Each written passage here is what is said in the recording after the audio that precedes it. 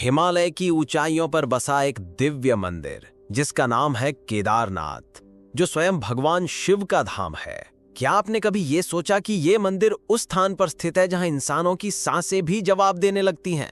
वहां हजारों साल पहले बिना मशीन, बिना इंजीनियर, बिना कोई भी आधुनिक टेक्नोलॉजी के एक ऐसा भव्य मंदिर बनाया गया जो 400 वर्षों तक बर्फ के नीचे दबा रहा, बिना किसी खरोच के। क्या यह केवल वास्तु का चमत्कार था या फिर किसी दिव्य शक्ति की सजीव उपस्थिति? कैसे कोई उस समय में बिना किसी इंटरलॉकिंग टेक्नोलॉजी या नक्शे के ऐसा मंदिर बना सकता है? ये एक मंदिर नहीं है, एक दिव्य रहस्य है जहां विज्ञान, धर्म और ब्रह्मांडीय ऊर्जा का मिलन महसूस किया जा सकता है। 16 जून 2013 की रात में केदारनाथ में भीषण बाढ़ आई। आसमान से कहर बरसा, बादल फटे और कई घर जल के भीतर समा गए। हजारों जिंदगियां उस बाढ़ में बह गईं। ठीक उसी समय 20 फीट का पत्थर, जिसका करीबन 30 टन वजन होगा, वो मंदिर के पीछे आकर रुक गया और केदारनाथ को डूबने से बचा लिया। उसने बाढ़ का रुख मोड़ा, मंदिर की रक्षा की और खुद को बना लिया भीमशिला। ये शिला आज भी वहीं स्थित है, मानो कह रही हो यह स्वयं शिव की शक्ति है। लेकिन सवाल अभी खत्म नहीं होता। केदारनाथ का कपाट साल में 6 महीनों के लिए बंद रहता है और चौंका देने वाली बात तो यह है कि उस समय पर ना ही कोई मंदिर के भीतर रहता है और ना ही उसके आसपास। फिर भी गर्भगृह में रखा दीपक लगातार जलता रहता है, वो लौ बुझती नहीं। ये कैसे संभव है? और यहीं पर सवाल आता है शिवलिंग के आकार का, जो कि त्रिकोणीय आकार के जैसा है। क्यों ये इतना अलग है? क्या ये संकेत है किसी रहस्य का? आज इस वीडियो के माध्यम से मैं आपको ले जाऊंगा केदारनाथ की उन रहस्यमयी परतों में, जहां हर पत्थर एक कहानी कहता है, हर दीवार में कोई चमत्कार छिपा है और हर मोड़ पर विज्ञान को झुकना पड़ता है श्रद्धा के आगे। तो बने रहिए मेरे साथ, क्योंकि ये सिर्फ एक कहानी नहीं बल्कि आपके विश्वास की परिभाषा बदल देगी। पर अगर आप इस चैनल पर नए हैं तो चैनल को सब्सक्राइब जरूर कर दें और कमेंट में हर हर महादेव लिखें। केदारनाथ मंदिर हिमालय की गोद में बसा है, जिसे स्वयं भगवान शिव जी का धाम माना जाता है। यह समुद्र तल से 3583 मीटर ऊंचा है। इस मंदिर को देखकर यह सवाल उठता है कि इतना भव्य मंदिर आखिर किसने बनाया? क्या किसी देवता ने या फिर किसी पुराने भारत के इंजीनियर ने? केदारनाथ मंदिर की रचना अपने आप में ही भव्य है। ये खास तरह के पत्थरों से बना है जो भूरे रंग के हैं और इस प्रकार के पत्थर उस स्थान पर नहीं मिलते। तो जरा गौर कीजिए, जब यह मंदिर बनाया जा रहा होगा तब 6 से 8 टन के भारी पत्थरों को 20 से 30 किलोमीटर दूर से लाया गया होगा और 12,000 फीट की ऊंचाई पर चढ़ाया गया होगा। ये कैसे संभव है? आज की एडवांस टेक्नोलॉजी भी ये काम करने में असमर्थ है। चौंकाने वाली बात तो यह है कि इन पत्थरों को जोड़ने के लिए सीमेंट का इस्तेमाल नहीं किया गया है। खास इंटरलॉकिंग जैसी एडवांस तकनीक का इस्तेमाल किया गया है, जिसमें पत्थरों को इस तरह तराशा और फिट किया जाता है कि वे बिना किसी बाहरी सहारे के आपस में जुड़े रहते हैं। ये तकनीक इतनी कठोर है कि 2013 की भयानक बाढ़ जो केदारनाथ में आई थी, जिससे कई घर, सड़कें, पेड़ पौधे सभी जल प्रवाह में डूब गए थे, लेकिन केदारनाथ मंदिर अडिग रहा। इसका एक कारण इंटरलॉकिंग तकनीक को भी माना जाता है। ये इतना मजबूत है कि भारी बारिश, बर्फबारी, भूकंप को भी सहन कर सकता है। केदारनाथ मंदिर की उम्र की बात करें तो भारतीय पुरातत्व सर्वेक्षण ASI के अनुसार कार्बन डेटिंग जैसी तकनीक से पता चला कि यह मंदिर 1200 से 1500 साल पुराना है। लेकिन हिंदू मान्यताओं के अनुसार इस मंदिर की उम्र 5000 साल से भी पुरानी है। कहा जाता है कि यह मंदिर पांडवों ने बनाया था। कैसे? आपको थोड़ी देर में पता चल जाएगा। महाभारत खत्म हो चुका था और पांडवों ने अपने भ्राताओं और गुरु की हत्या की थी, तो इस पाप से मुक्ति पाने के लिए वे भगवान शिव के शरण में गए। लेकिन शिव जी उनसे नाराज थे, तो वे उन्हें दर्शन नहीं दे रहे थे। तभी पांडव केदार क्षेत्र पहुंचे और शिव जी ने एक भैंस का रूप ले लिया और बाकी भैंसों के साथ वहां से जाने लगे। लेकिन पांडवों की भक्ति शिव जी के लिए बहुत ज्यादा थी। भीम ने सभी भैंसों के लिए एक द्वार बनाया और सभी भैंसों को वहां से जाने के लिए कहा। तभी युधिष्ठिर की नजर एक भैंसे पर पड़ी जो वहां से नहीं जा रहा था। वे देखते ही समझ गए वो और कोई नहीं बल्कि स्वयं शिव भगवान है। भीम ने उस भैंसे को पकड़ने की कोशिश की, लेकिन वो धरती में समाने लगा। भीम ने उसका कुबड़ पकड़ लिया जो बाहर रह गया। यही कुबड़ आज केदारनाथ के शिवलिंग के रूप में पूजा जाता है और यही कारण है कि केदारनाथ 4 धामों में से एक धाम माना जाता है। शिव के अन्य अंग भुजाएं तुंगनाथ में, मुख रुद्रनाथ में, नाभि महाबलेश्वर में और जटा कल्पेश्वर में प्रकट हुए। इन 5 स्थानों को आज पंच केदार के नाम से जाना जाता है। इसके पश्चात शिवजी ने पांडवों को दर्शन दिए और उनको उनके पापों से मुक्ति दी और यहीं पर पांडवों ने भगवान शिव का ये भव्य मंदिर केदारनाथ बनवाया। लेकिन ये कहानी अभी समाप्त नहीं होती। 8वीं शताब्दी में शंकराचार्य ने पूरे देश का एक चक्कर लगाया और केदारनाथ मंदिर को पूर्ण निर्मित कराया और 3 अलग-अलग मंदिरों की भी स्थापना की, जिन्हें आज हम 4 धाम के नाम से जानते हैं। ये सब उन्होंने केवल 32 की उम्र में कर दिखाया। उन्होंने ये सुनिश्चित किया कि पूजा करने की एक विधि होनी चाहिए और केदारनाथ एवं बद्रीनाथ जैसे मंदिरों में आज भी उनके बनाए गए विधियों से पूजा पाठ होता है। कहा जाता है कि उन्होंने अपने अंतिम क्षण केदारनाथ में बिताए और उनकी समाधि आज भी मौजूद है, जिसे एक पवित्रता की नज़र से देखा जाता है। केदारनाथ मंदिर तक पहुंचने का मार्ग बहुत कठिन है। केदारनाथ की यात्रा केवल एक तीर्थ यात्रा नहीं, बल्कि आस्था, साहस और प्रकृति के साथ एक गहरा जुड़ाव है। केदारनाथ से सबसे पास का रेलवे स्टेशन ऋषिकेश है, जो मंदिर से 200 किलोमीटर दूर है। यहाँ से श्रद्धालु सड़क मार्ग से सोनप्रयाग तक जाते हैं, जो करीब 10 घंटे का सफर है।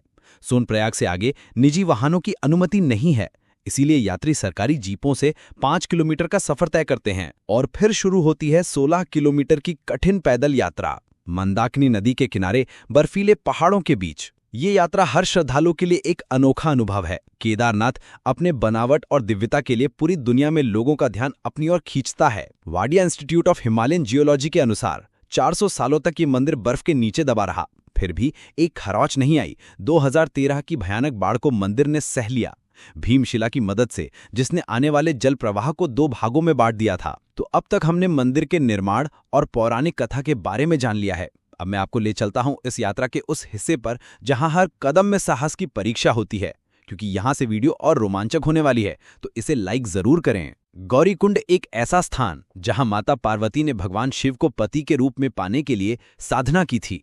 इसे इस यात्रा का सबसे चुनौतीपूर्ण हिस्सा माना जाता है। गौरीकुंड केदारनाथ यात्रा का आधार शिविर है और यहीं से शुरू होती है 14 किलोमीटर की वो कठिन पैदल यात्रा, जो हर श्रद्धालु के धैर्य और भक्ति की परीक्षा लेती है। ये मार्ग कठिनाइयों से भरा है। ये एक संकरा और चट्टानों से भरा मार्ग है। श्रद्धालु इस संकरे रास्ते पर धीरे धीरे आगे बढ़ते हैं, लेकिन भक्ति के लिए ये बहुत ही छोटी कीमत है। जैसे ही आप केदारनाथ के प्रांगण में पहुंचते हैं, तो सारी थकान, सारी चिंता एक पल में दूर हो जाती है।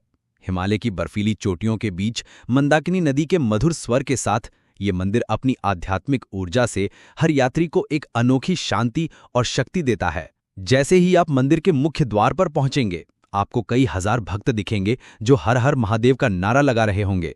आप भी सच्चे भक्त हैं शिव जी के, तो कमेंट में जरूर हर हर महादेव लिखिए। मई और जून के महीने में तो संख्या हजारों से बढ़कर लाखों तक चली जाती है। जैसे ही आप मंदिर में प्रवेश करते हैं, आपको पूरे वातावरण में दिव्यता दिखाई देती है और आपका सामना होता है त्रिकोण आकार के पवित्र शिवलिंग का। मान्यता है कि यही वो कुबड़ है जो भगवान शिव ने पांडवों को दर्शन देते समय प्रकट किया था। सुबह 4 बजे, जिसे ब्रह्म मुहूर्त भी कहा जाता है, उसी समय शिवलिंग का विशेष अभिषेक और पूजा की जाती है और मंदिर को खोला जाता है। शाम 7 बजे भोलेनाथ की आरती होती है, जिसमें लाखों की मात्रा में भक्त इकट्ठा होकर साधना में लीन रहते हैं। ये तो हुई कुछ सामान्य चर्चाएं, पर इस मंदिर में कई ऐसे रहस्य छुपे हैं जिसे आज तक विज्ञान और वैज्ञानिक भी नहीं सुलझा पाए हैं। 300 से 10,800 ईस्वी सदी के बीच आइस एज हुआ था, जिसका नाम तो आपने सुना ही होगा, जब पूरी पृथ्वी पर केवल बर्फ थी। ग्लेशियर में केवल बर्फ ही नहीं रहती, बल्कि कठोर मिट्टी, पत्थर और चट्टानें भी रहती हैं, जो किसी भी आम इमारत को चूर चूर कर सकती हैं। लेकिन 400 साल बर्फ में दबे रहने के बाद भी इस मंदिर में एक खरोंच तक नहीं आई। जब बर्फ पिघली तो मंदिर वैसे का वैसा ही था। वैज्ञानिक कहते हैं कि मंदिर की इंटरलॉकिंग तकनीक, जिसे मैंने आपको पहले समझाया था, इसी तकनीक के कारण मंदिर ने बर्फ के दबाव को सहन कर लिया। केदारनाथ पूरे साल में केवल 6 महीने खुलता है, अक्षय तृतीया से भया दूज तक। बाकी 6 महीने बंद रहता है, क्योंकि इतनी भारी बर्फबारी में किसी इंसान का वहां जाना खतरे से खाली नहीं है। मान्यता है कि इस दौरान यक्ष और गंधर्व स्वयं भगवान शिव की पूजा करते हैं, और इस बात का सबूत भी है जब मंदिर को खोला जाता है, तब गर्भगृह में फूल, बेलपत्र, पूजा की सामग्री बिल्कुल ताज़ा अवस्था में मिलती हैं, मानो अभी अभी किसी ने पूजा की हो। लेकिन सबसे बड़ा चमत्कार है अखंड ज्योति, जो मंदिर के गर्भगृह में बंद होने से पहले जलाई जाती है। ये ज्योति बिना किसी देखरेख के 6 महीनों तक लगातार जलती रहती है। बाहर के वातावरण में कोई इंसान भी जम जाए, यानी -20 डिग्री का तापमान, कई फीट मोटी बर्फ और बंद मंदिर में हवा का कोई संचार नहीं, फिर भी ये दीपक कैसे जलता रहता है? घी खत्म क्यों नहीं होता? विज्ञान के पास इसका कोई जवाब नहीं है। भक्त इसे भगवान शिव की दिव्य शक्ति मानते हैं, जो इस दीपक को प्रज्वलित रखती है। एक कहानी जो आपको सोचने पर मजबूर कर देगी कि केदारनाथ मंदिर सच में चमत्कारी मंदिर है। कई 100 साल पहले एक भक्त 2 महीने पैदल चलकर भगवान शिव के दर्शन करने आया था। तब ना ही कोई सड़क थी, ना ही कोई रेल का साधन। लेकिन जब वह मंदिर पहुंचा तब देर हो चुकी थी। पुजारी मंदिर के कपाट को बंद कर रहा था। निराश भक्त ने कई विनती की पर पुजारी नहीं माना। निराश भक्त वहीं बैठ गया। रात की कम कपाती ठंड और भूख से भक्त कांप रहा था। तभी एक अघोरी आया जिसके हाथ में त्रिशूल था और डमरू। उसने भक्त को खाना दिया और आग चलाई। सुबह होने के बाद भक्त ने देखा कि मंदिर के कपाट खुले हैं। वह हैरान होकर पुजारी से पूछने लगा कि ये कैसे संभव है। तो पुजारी ने कहा कि 6 महीने के बाद आज कपाट खोले जा रहे हैं। भक्त स्तब्ध रह गया। भक्त ने पुजारी को सारी घटना बताई जो उसके साथ रात को हुई थी, कि कैसे एक अघोरी ने उसकी सहायता की। पुजारी समझ गया कि यह महादेव ही थे जिन्होंने अपने भक्त की सहायता की। केदारनाथ के पुजारी भी इस भव्य कहानी का एक हिस्सा है।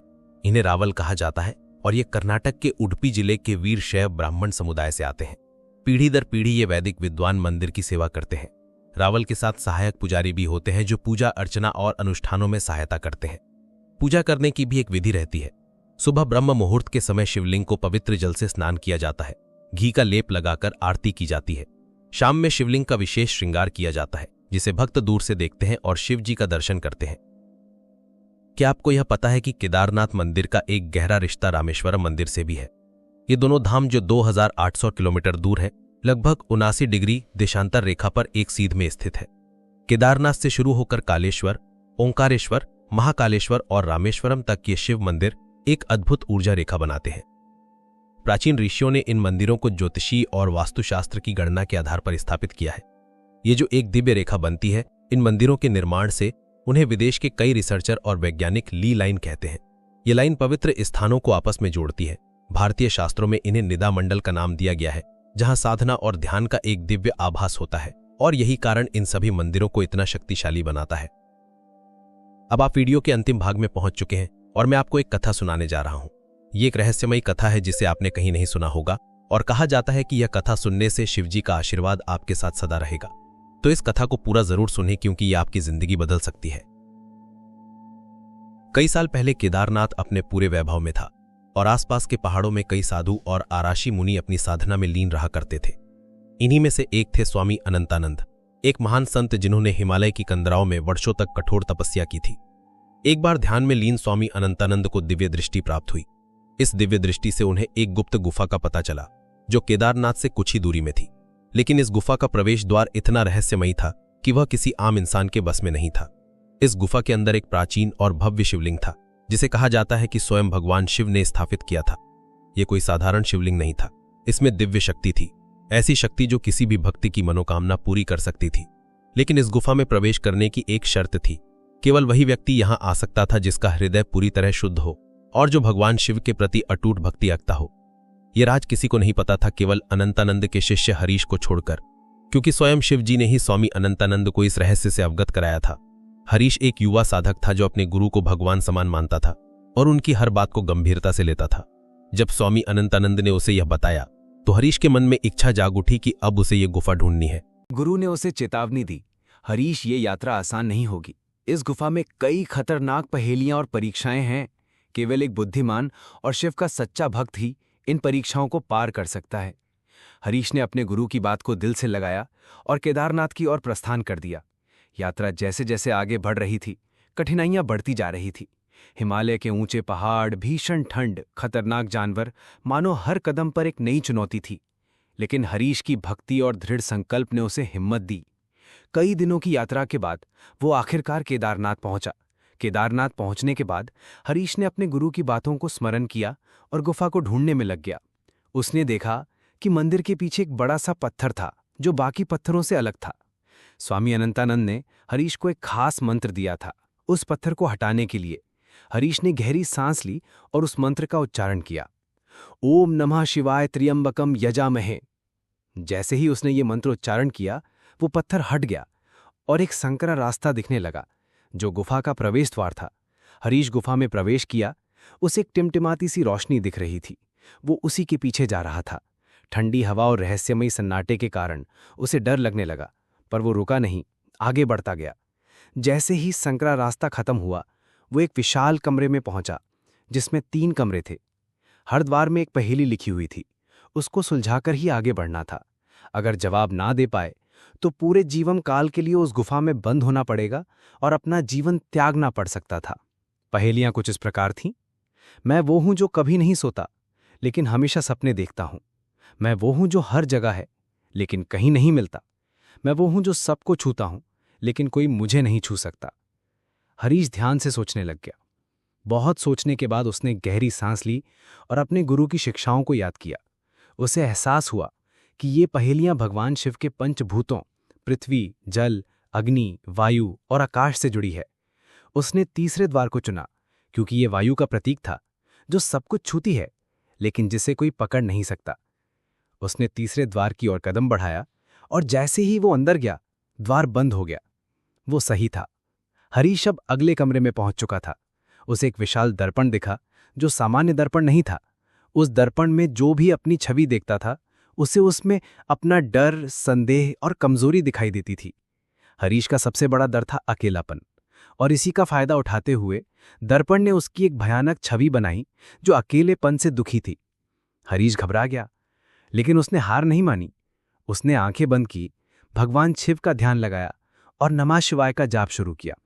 धीरे से उसका मन शांत होने लगा और उसने कहा, मैं डर से बड़ा हूं क्योंकि मेरे साथ भगवान शिव हैं। जैसे ही उसने ये कहा, उसने अपने डर को हरा दिया और दर्पण में उसकी भयानक छवि गायब हो गई।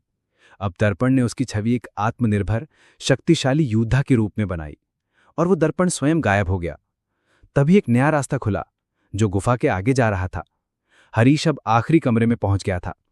उसने देखा एक दिव्य शिवलिंग जो काले पत्थरों से बना है और उसके चारों तरफ एक दिव्य रोशनी फैली हुई है। हरीश ने जैसे ही उस शिवलिंग को देखा, वो कांपने लगा। वहां की ऊर्जा इतनी शक्तिशाली थी कि वो अपने आप शिवलिंग के सामने झुक गया। उसने अपने हाथ जोड़े और अपनी इच्छा प्रकट की। उसने मांगा, मुझे वो शक्ति दें जिससे मैं अपने गुरु के सपनों को पूरा कर सकूं। तभी एक आकाशवाणी हुई, हे भक्त, तुमने अपनी भक्ति और साहस से इस गुफा का रहस्य खोज लिया है। ये शिवलिंग तुम्हें वो शक्ति देगा जो तुम्हारे हृदय में छिपी है। लेकिन याद रखो, इस शक्ति का प्रयोग केवल दूसरों की भलाई के लिए करना। हरीश ने सिर झुकाया और आभार व्यक्त किया। अब हरीश सोच रहा था कि क्या वो सुरक्षित अपने गुरु के पास लौट सकता है। लेकिन जैसे ही वो गुफा से बाहर निकलने की कोशिश कर रहा था, उसने देखा कि मुख्य द्वार बंद हो चुका है और मंत्रोच्चारण के बाद भी वो द्वार नहीं खुल रहा था। तभी उसे अपने गुरु की बात याद आई। उन्होंने कहा था कि जो भी इस दिव्य गुफा में प्रवेश करता है, उसे बाहर जाने के लिए बलिदान देना पड़ता है, और वो भी उस चीज का बलिदान जो सबसे प्रिय हो। हरीश सोच में डूब गया। उसके पास देने के लिए कुछ खास नहीं था, सिवाय एक रुद्राक्ष के जो उसके गुरु ने उसे दिया था और जो उसे बेहद प्रिय था। हरीश ने वो माला शिवलिंग पर चढ़ा दी और कहा, हे भगवान, ये मेरा बलिदान है, मुझे मुक्ति दें। जैसे ही उसने ये किया, मुख्य द्वार खुल गया। वो सुरक्षित बाहर निकल आया, लेकिन उसका मन उदास था। फिर भी उसे ये एहसास था कि उसने जो खोया वो भगवान की भक्ति में समर्पित किया। जब हरीश गांव पहुंचा तो उसने देखा कि पूरे गांव में महामारी फैल चुकी थी। चारों तरफ लोग पीड़ित थे, मर रहे थे, सहायता मांग रहे थे। ये देखकर हरीश ने ठान लिया कि वो उस दिव्य शक्ति का प्रयोग करेगा जो उसने अपने गुरु की इच्छा को पूरा करने के लिए प्राप्त की थी। उसने अपनी नई शक्ति का प्रयोग किया और गांव के लोगों को ठीक किया। उसकी भक्ति और बलिदान ने पूरे गांव को बचा लिया। लेकिन इस कहानी का सबसे बड़ा रहस्य अभी भी बाकी है। कहा जाता है कि वो गुफा आज भी केदारनाथ के आसपास कहीं छिपी हुई है। कुछ लोग मानते हैं कि वो प्राचीन शिवलिंग आज भी वहां मौजूद है, लेकिन कोई उसे ढूंढ नहीं पाया। ये आज भी एक रहस्य है। तो ये थी कथा। अगर आपने यहां तक देख लिया है तो आपको ये जगन्नाथ की डॉक्यूमेंट्री जरूर पसंद आएगी, जिसमें मैंने हर संभव प्रयास किया है कि आपको जगन्नाथ मंदिर का हर रहस्य बता सकूं। अगर ये वीडियो आपको पसंद आई हो तो चैनल को सब्सक्राइब जरूर करिए और वीडियो को लाइक करके शेयर कर दीजिए और कमेंट में हर हर महादेव लिखें ताकि हम आपको ऐसे ही भव्य यात्राओं में ले जा सकें।